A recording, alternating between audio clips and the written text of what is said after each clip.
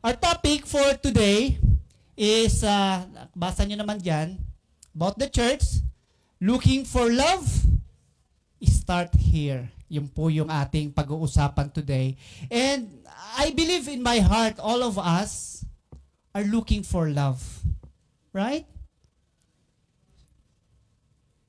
And kung saan-saan nga natin hinahanap yung pag-ibig na yan eh. And sometimes the word love, we're using it in many ways to express our love to our spouse, to our friends, and even sa mga activities na gusto natin. Like, I love sport, I love basketball, I love ice cream. Even for the food, we use the word love. That's how we use love. We use it in many ways and in many forms. And with that sense, it's just right as a church na talagang pag-usapan natin yung word na love. Pag-usapan, ano ba talaga ang love? Where do we begin to know what love is? So that we could apply what love is appropriately. As I mentioned a while ago, I believe in my heart that we are looking for love. Everyone wants to love and be loved. That's why we were trying to find love in earthly relationships,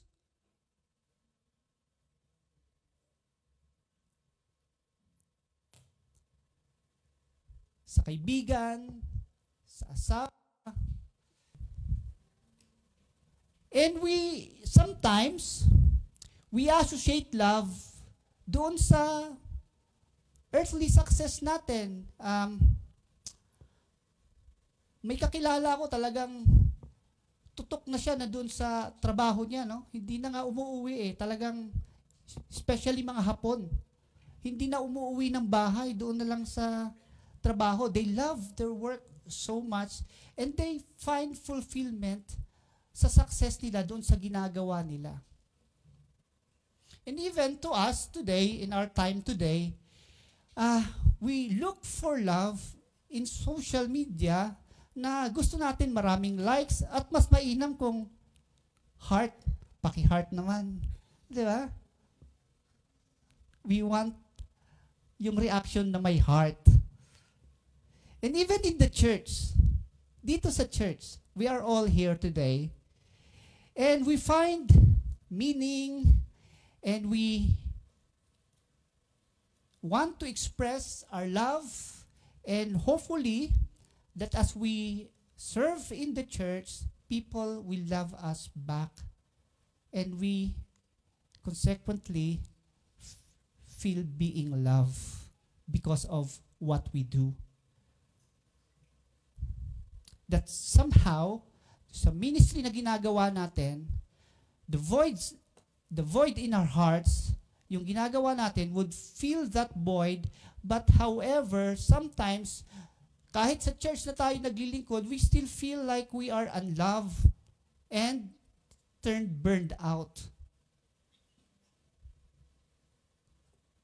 Kaya ang tanong sa atin, are we really looking in the right place? Are we really looking for love in the right place? Where do we start? Saan tayo mag-uumpisa?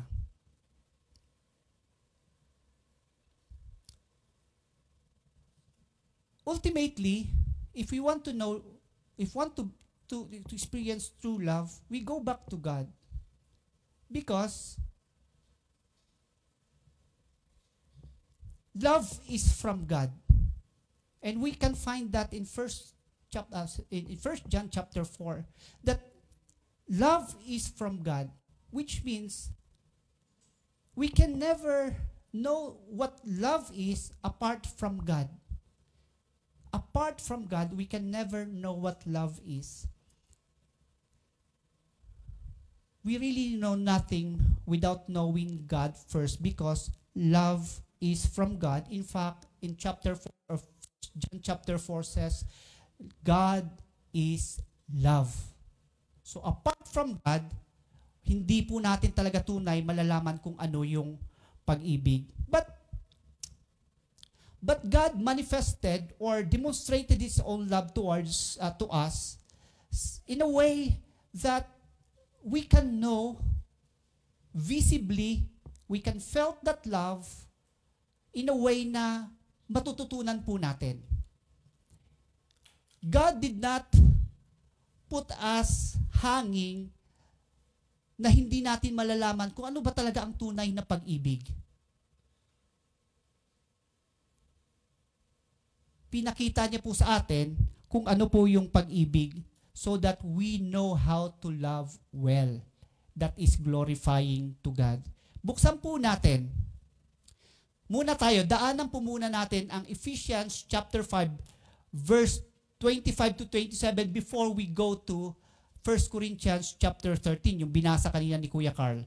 Ephesians chapter 5 verse 25 to 27. Kasi gusto ko pong sabihin, kung gusto talaga natin matutunan kung paano umibig at maranasan yung tunay na pag-ibig, yung minamahal ka talaga, love the way Christ loved the church. Dapat matutunan natin, makita natin kung paano minahal ni Kristo ang kanyang iglesia, yung katawan niya. And the more we know how Christ loved the church, the better we can demonstrate that love towards others, especially in the community of the believers like MCF. Ephesians chapter 5 verse 25 to 27. Husbands, love your wives as Christ loved the church and gave himself up for her, that he might sanctify her, having cleansed her by the washing of water in the word, so that he might present the church to himself in its splendor, without spot or wrinkle or any such thing, that she might be holy and without blemish. Tingnan po natin si Kristo kung paano niya minahal ang kanyang katawan. The church. Sa binasa po natin, makikita po natin yung Christ-like love. That Christ-like love is sacrificial. He gave himself up for her. Kung babalikan nga natin yung ating mga previous na pag-usapan, ano bang ibig sabihin ng church? Nabanggit ko rin kanina sa growth class dito. Ano ba yung church? It's a community of believers. Imperfect people saved by grace by a perfect God. Tayo po yun na siyang tumanggap at isinuko ang buhay sa Kanya.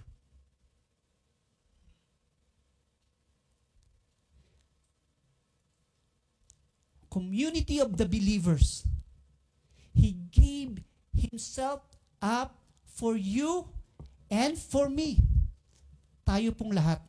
Binigay niya ang kanyang buhay, inalay niya ang kanyang buhay para sa atin na makasalanan, imperfect people, undeserving of His grace, yet He gave up His life for you and for me.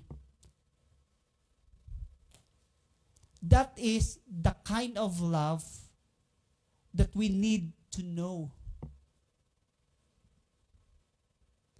Kaya ang tanong nga sa atin, can we really do or follow such kind of love that Christ demonstrated on the cross for all of us? Ano pang makikita natin dyan patungkol sa pag-ibig ni Kristo sa kanyang iglesia? Yung pag-ibig ni Kristo nagdadala sa iglesia towards spiritual growth and holiness. Yung pag-ibig, dinadala niya tayo o ginagabayan niya tayo upang tayo lumago na may kabanalan.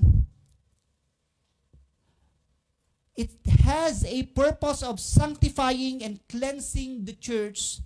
It nurtures the growth of the church in godliness, purity, and well-being. Bagamat yung verse na yan, nagbibigay ng gabay, command sa asawa na lalaki at babae, but ito ay patungkol sa church, patungkol about Christ and His church. At kung dadalhin nga naman talaga natin sa buhay mag-asawa, ganun din po.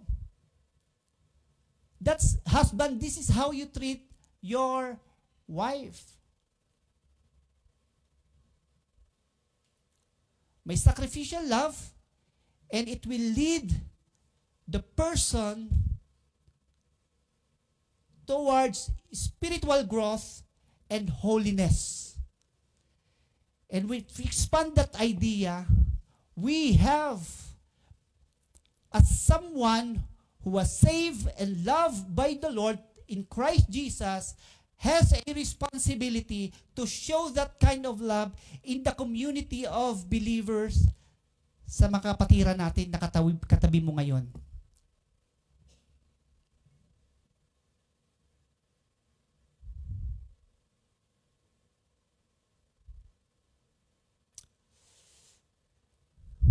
Next slide.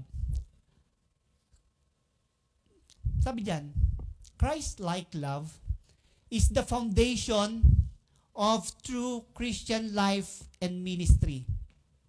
Without it, even the greatest gifts or sacrifices are meaningless. True Christian maturity is measured not by giftedness, but by Christ-like love.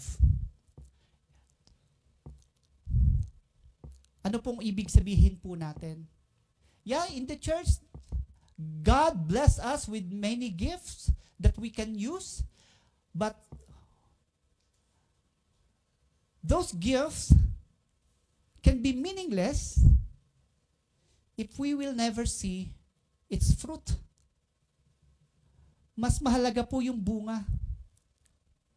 Kung yung abilidad natin, talent natin, gift natin, can cause division, can cause disunity and disharmony in the church, that's not what we desire. Ang gusto nating makita dito is the fruit. The fruit. In fact, Apostle Paul mentioned that in Galatians chapter 5. But the fruit of the Spirit, kasama po doon yung love.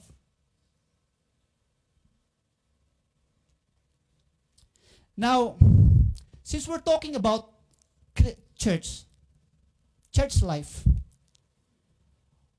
yung binasa po natin kanina na 1 Corinthians chapter 13, it was addressed to Corinthian church by the Apostle Paul. He wrote that letter to the church in Corinth to address some issues. May mga concerns si Apostle Paul. It's not doctrinal, but more on the way we live as a community of believers.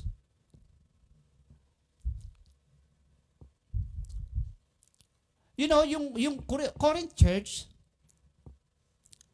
very vibrant church po ito. A diverse church. And in fact,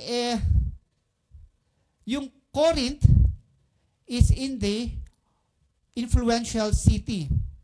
Now, while this church in Corinth have been blessed with many spiritual gifts, may mga problema po, at kasama po yung problema dito, yung mga divisions, nandoon yung pride, at kawalan ng pag-ibig. Kaya sumulat si Apostle Paul to remind them of their true situation, to correct their behavior, and remind them kung ano ba dapat ang true spirituality. Ano ba dapat, what true spirituality looks like? Yung true Christianity is yung love expressed in unity and humility. Unity and humility. Kaya sa totoo lang, gusto natin makita sa church dito yung pagkakaisa at pagpapakumbaba. That is an expression of Christ-like love. In fact, the book of Corinthians, ang daming problema nito na ina-address si Paul. Nandyan yung idolatry, nandyan yung immorality, nandyan yung sa leadership, problem sa leadership, worldliness, and malaking bahagi din sa problema ni ina-address ni Apostle Paul. Makikita niyo yan sa 1 Corinthians chapter 4, chapter 12, chapter 13, and even chapter 14. And even in Romans chapter 12, in-address din yan ni Apostle Paul, yung mga problema na yan. In Ephesians chapter 4, another letter by Apostle Paul, na sinusugan din ni Peter in 1 Peter chapter 4, yung mga problema na yan. Pero maraming in-address si Apostle Paul. Kasama na nga doon, this church is very gifted church, yet there is division.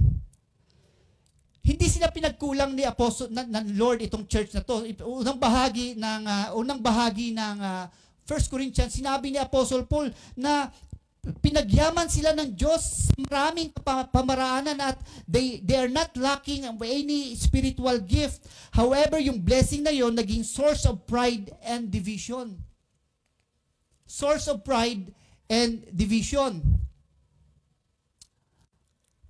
Kaya nga sa 1 Corinthians chapter 3 verse 1 to 4, let me just read this one. Wala sa slide natin. But I, brothers, could not address you as spiritual people, but as people of the flesh, as infants in Christ. I fed you with milk, not solid food, for you were not ready for it. And even now you are not yet ready, for you are still in of the flesh. For while there is jealousy and strife among you, are you not of the flesh and behaving only in a human way? For when one says, I follow Paul, and another says, I follow Apollos, are you not being merely human? See? Are you merely being human? Now, as I've said a while ago, if we truly know love, if we truly know God, you go back to God because love is from God. In fact, God is love. Ano pong ibig kong sabihin? Yung pag-ibig po, this is not the kind of love na pinapadama po natin ang pinag-uusapan po nito. This is a love from above. Ibig pong sabihin yan, it's not natural. If I say to you, di ba, sabi ni Jesus, forgive. Di ba? How can you forgive your enemy? Now, if you love that person, you will forgive. That is a natural way of expressing love. That's not human way of expressing love. Now, if we want to learn about love, go back to God because even before the creation, love is present in the triune God, expressing that love in perfect harmony. At gusto niyang maranasan ng bawat isa sa atin, yung perfect love na yan na expressed in the triune God before the creation of the world, maranasan natin yung pag-ibig na yon. It is from God. What else we can learn? Merong misuse and misunderstanding of spiritual gift.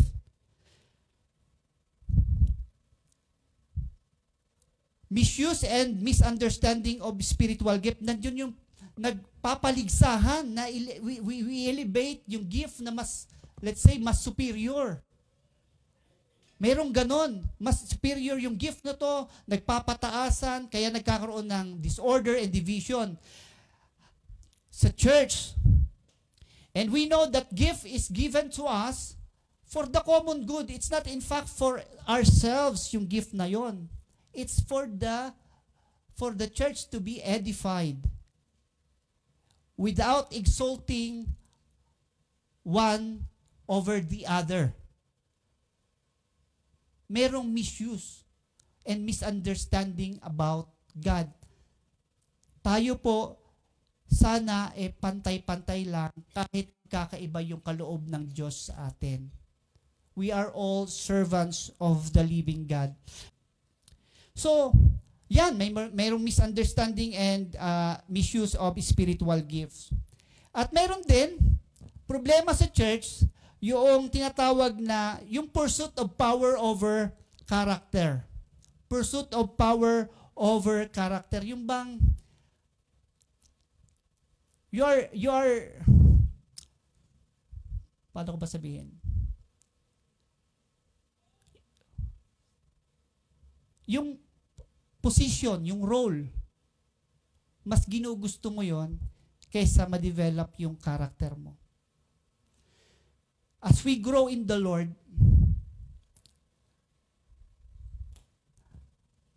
we become humble. Nakikita ko nga yun minsan, ito, pag patungkol sa growth, ang naalala ko talaga yung palay eh. Yung palay, di ba? Di ba, pag tinanim yung palay, pag lumaki na siya, at nagkaroon ng bunga, at ang dami nun, bumunga na siya, di ba? Yumuyo ko yun eh. As we grow in the Lord, we become humble. We're not after of the position, but we are after of our character to build each other up. And dahil doon, nawawala yung disunity because everyone is exercising humility, pagpapakumbaba. Back ako doon sa illustration sa palay. Habang maliliit pa yung palay, yung katatanim lang, kita mo yung pagkakahati-hati ng lupa, di ba? Ang tawag nun, pilapil ba ang tawag nun? Ha? Oh, yun. Yung tinatakbuhan sa gilid ng pagkakahati. Pilapil ba yun? Oo, yung tumatakbo ka doon para makapunta ka sa lupa mo, dinadaanan mo yun, yung mga hati-hati ng lupa. Yung palay, pag lumago yun, marami ng bunga, yumuyo ko, nagpapakumbaba. Ano po yung nawawala? Hindi mo na makikita yung pagkakahati-hati. Parang isang malaking rice field na lang po siya. Walang pagbabahagi-bahagi. Hindi mo na siya makikita sa community of believers who are humbled, aiming for the unity of the church. Hindi mo makikita yung hati. Wala po yun sa community of the believers. Because we understand that we are all imperfect people saved by the grace of God. Without a heart transformed by Christ. Without a heart transformed by God. Kaya nga, dito inumpisahan, dito yung 1 Corinthians na pag-aaralan pa natin, dito ipinakita ni Apostle Paul yung kahalagahan ng pag-ibig. At yung pag-ibig nito na sinabi ni Apostle Paul sa 1 Corinthians chapter 13, ito po'y marka o tanda o pagkakakilanlan sa isang tunay na Kristiyano na lumalago sa kanya. It is the defining mark of a true Christian maturity. Now, before we go to chapter 13, basahin muna natin yung mga verses prior to that so that we could understand saan nanggagaling yung sinulat ni Apostle Paul na 1 Corinthians chapter 13. Sabi sa 1 Corinthians chapter 12, sa verse 27 to 31, ito yung mga verses bago tumawid ng 1 Corinthians chapter 13. Sabi sa verse 27, now you are the body of Christ and individually members of it. And God has appointed in the church first apostles, second prophets, third teachers, then miracles, then gifts of healing, helping, administrating, and various kinds of tongues. Are all apostles? Are all prophets? Are all teachers? Do all work miracles? Do all possess gifts of healing? Do all speak with tongues? Do all interpret? Then verse 31, the verse prior to 1 Corinthians chapter 13. But earnestly desire the higher gifts, and I will show you a still more excellent way. In other translation, ang sabi po dyan, and I will show you the most excellent way. Desire daw natin yung higher gifts. Kung nagdi-desire man tayo from the Lord about spiritual gifts, mas i-desire po natin itong higher gifts. At sabi ni Apostle Paul, kung kayo nagbabahagi-bahagi, nagkakanya-kanya kayo, eto, papakita ko sa inyo, the most excellent way at i-desire nyo ito. I-desire nyo ito. If this is not your desire today, I pray to the Lord today, this will be your desire. I will show you, sabi niya Paul, I will show you the most excellent way. Let's read again. 1 Corinthians chapter 13, verses 1 to 8. If I speak in the tongues of men and of angels, but have not love, I am a noisy gong or a clanging cymbal. And if I have a prophetic powers and understand all mysteries and all knowledge, and if I have all faith, so as to remove mountains, but have not love, I am nothing. If I give away all I have, and if I deliver up my body to be burned, but have not love, I gained nothing. Love is patient and kind. Love does not envy or boast. It is not arrogant or rude. It does not insist on its own way. It is not irritable or resentful. It does not rejoice at wrongdoing, but rejoices with the truth. Love bears all things, believes all things, hope all things, endures all things. Love never ends. As for prophecies, they will pass away. As for tongues, they will cease. As for knowledge, it will pass away. Number 1. Gifts without love are empty. Ika nga, without love, everything is nothing. Walang kabuluhan, lahat yan. Impressive speech, eloquence, mayroong magaling magsalita, very articulate, maarte at makulit. Parang ganun. Articulate. Very persuasive. They have that kind of ability. Di ba? Pag magbebenta sa'yo, ang gagaling magsalita, napapabili ka, di ba? May ganun. Mga scammers, kaya nga na-scam tayo, ang galing, di ba? Na-scam na ba kayo? Ako na-scam na rin. Yung laman ng aking bank account, nasimot. Buti na lang yung passbook, dapat may passbook din kayo. Sa passbook, walang online transaction eh. So, huwag kayong maglalagay doon sa yung kayang online. Sa passbook, hindi nila makukuha yon kasi walang online. Viewing lang sa online. Akala ko tunay. Nayari ako. Ang galing magsalita. Parang tagaloob ng bangko. But you know, kahit gaano tayo galing sa pagsasalita natin, sinasabi ni Apostle Paul, and if we have this kind of gift sa pagsasalita, if we are not driven by a sincere love for God and others, it means nothing. If we are not driven by sincere love for others, it means nothing. Even, sabi nga ni Apostle, sabi niya, tongues of men and of angels, even heavenly language. Maraming magaling magsalita about the Word of God, the heavenly things, the things of God. Kahit gaano kagaling magsalita, kung walang pag-ibig, it is pointless. It is pointless. Eloquence without love is just noise. Ingay lang po siya. Minsan, pag kumakanta ako sa bahay ng karaoke, nagagalit ang mga anak ko. Ang ingay ko raw. Kasi kumakanta ako minsan sa cellphone ko, tapos nakaganto. Kasi ang naririnig lang nila yung boses ko, ang ingay ko daw. Irritating. Nag-iingay. Parang yung drums daw, kapag drums lang ang tumugtog, wala yung iba, maingay.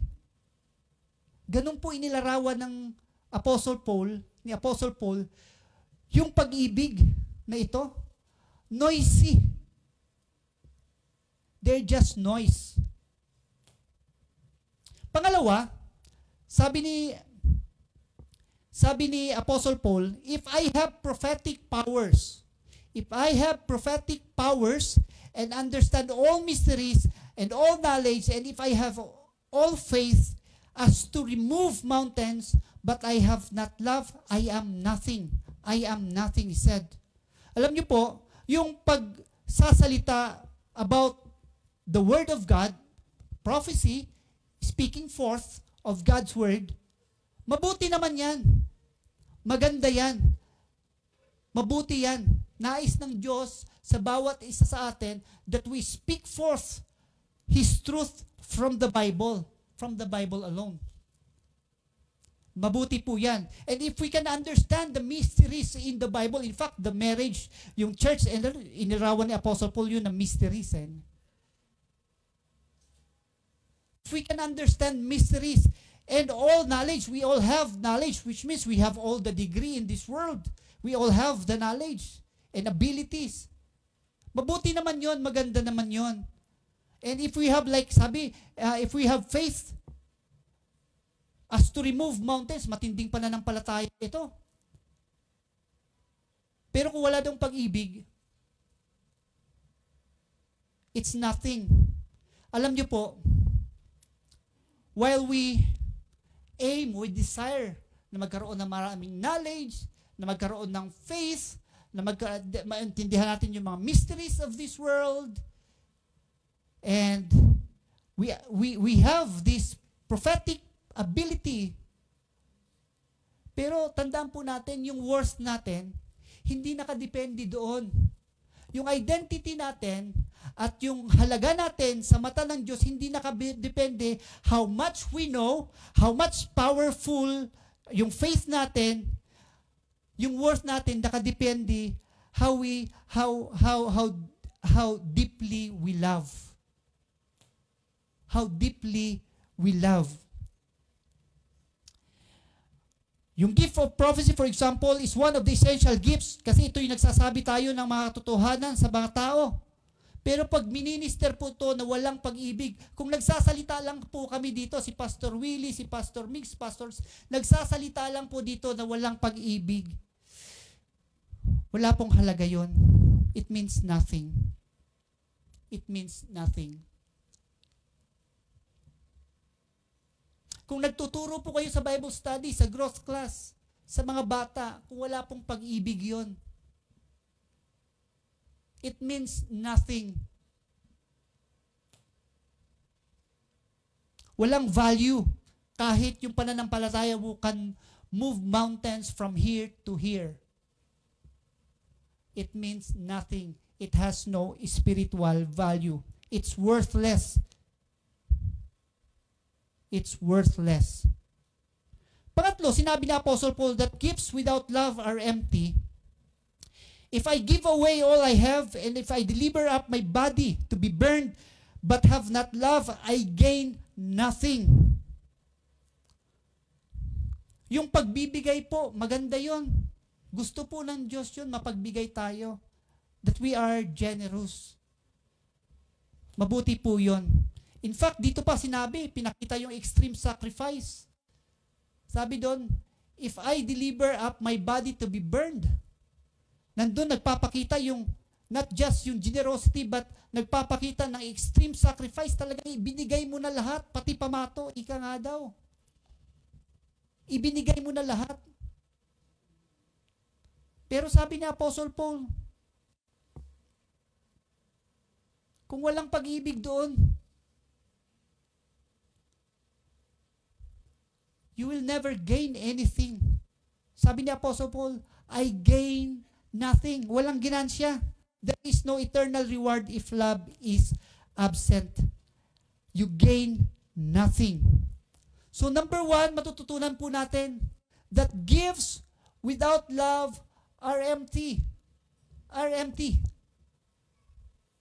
So everything that we do, there must be love. Kung wala pong pag-ibig, huwag nyo na lang pong gawin. Hamon ko po yan sa inyo. Kung ginagawa nyo lang po yung mga bagay-bagay, nagsiserve kayo even in the church, kung wala pong pag-ibig, walang kabuluhan. Huwag nyo na lang pong gawin. Please. Hindi po tayo mga hipokrito. We are God's people.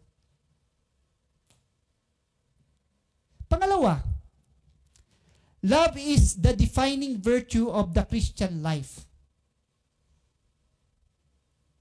Yung true love daw is revealed not in feelings or words, but in how we treat others.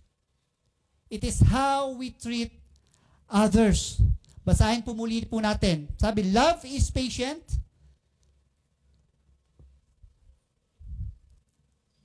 does not envy or boast, it is not arrogant or rude. It does not insist on its own way. It is not irritable or resentful. It does not rejoice at wrongdoing, but rejoices in truth. Number 1 po, sinabi dyan, love is patient and kind. Mapagpasensya po ba tayo? O tayo ang pinagpapasensyahan? Saan po tayo? Tayo ba yung pinagpapasensyahan? Praise God, ba yung nagpapasensya sa atin? Di ba?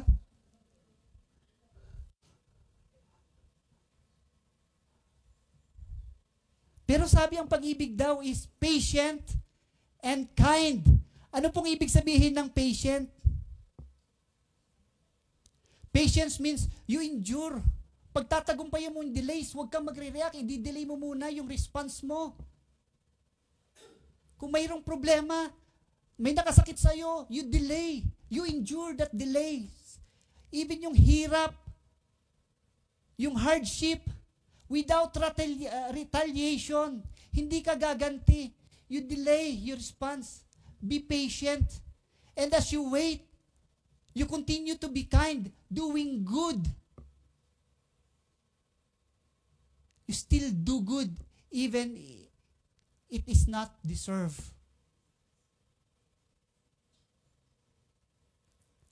Ito pong qualities na ito, it reflects God's heart. And believers should reflect this kind of attitude because it reflects God's heart. And when you practice patience and kindness, you give space for growth. You give space for growth because kindness also brings healing. Yung panahon, nagpapagaling po siya. So love is patient and kind.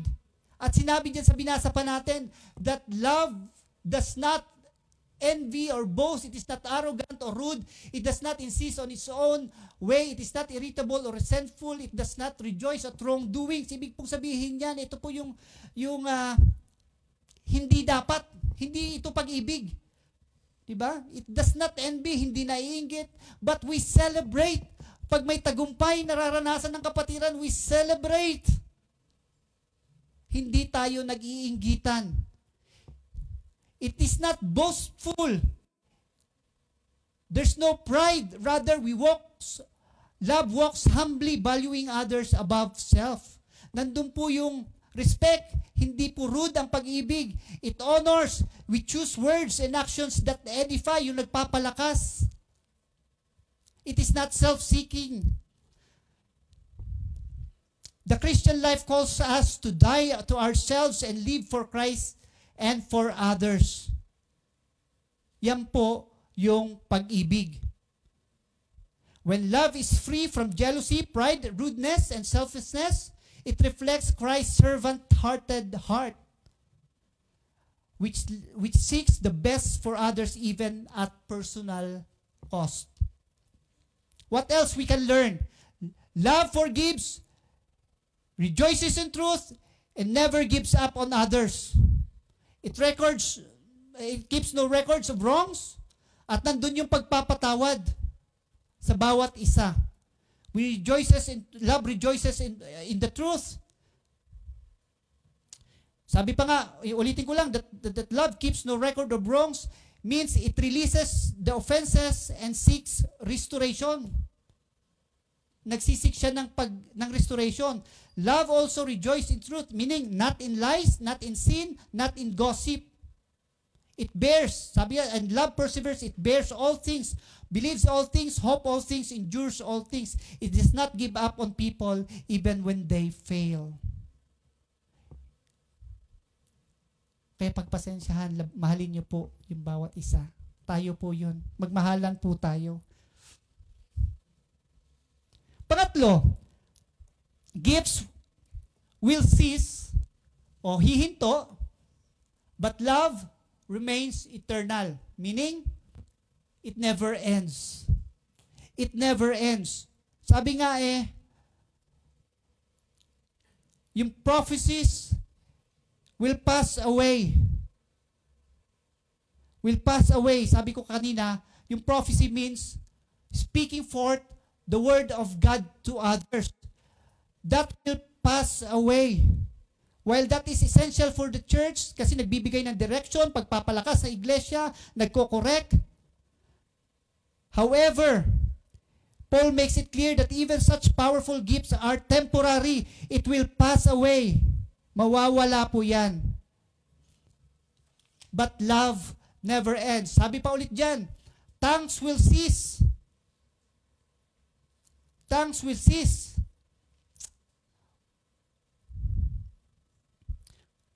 This will cease also, no, yung heavenly language that will cease. But love will remain the language of heaven. Another thing, knowledge will pass away. All that we have right now are just partial knowledge that we have. But when Christ returns, ipapakita po sa atin lahat. That's why si Apostle Paul sabi niya, this is the most excellent way. This is the most excellent way. And I'd like to close on this. I'd like to close on this.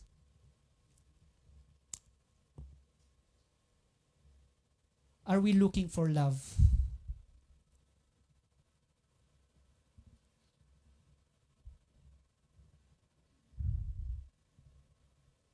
Start with God. He will point us to the love that never fails. That's why, mga kapatid, ito po yung hamon ko sa inyo. Live out Christ-like love in all you do. Amen po ba? Palakpakan natin ang Panginoon. Let's come to the Lord in prayer. Father God, thank you so much, Lord, for revealing to us what true love is according to Apostle Paul in 1 Corinthians chapter 13. Lord, yung aming napag-aralan ngayon about love is hindi pa po ito yung kabuuan ng pag-ibig na nais niyo pong malaman namin, Panginoon. Napakaraming bagay, Panginoon, how we can express our love, and that will happen, Panginoon, only if we know you deeply, Father God. Lord, turuan niyo po kami to be always connected with you so that we can express and demonstrate yung tunay na pag-ibig ayon sa iyong banal na salita. Salamat po muli. Thank you so much, Lord. This we pray in Jesus' name. Amen.